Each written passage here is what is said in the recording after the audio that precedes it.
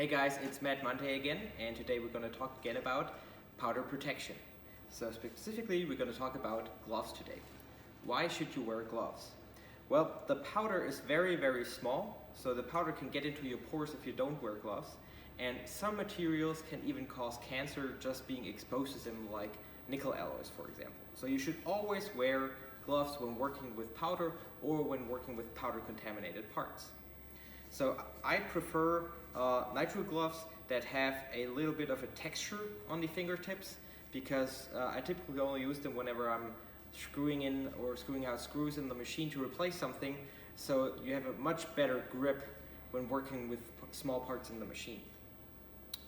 Also, what's really important is not how you put them on, but how you take them off, and I will show you that in a second.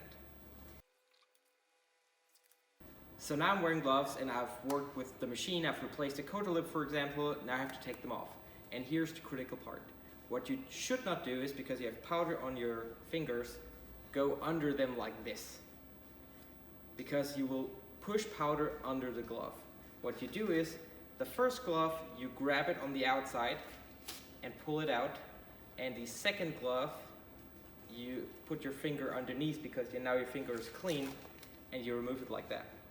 So that way, your hands stay free from powder and you're well protected. Stay safe, and I hope you find this episode very helpful. See you again next week.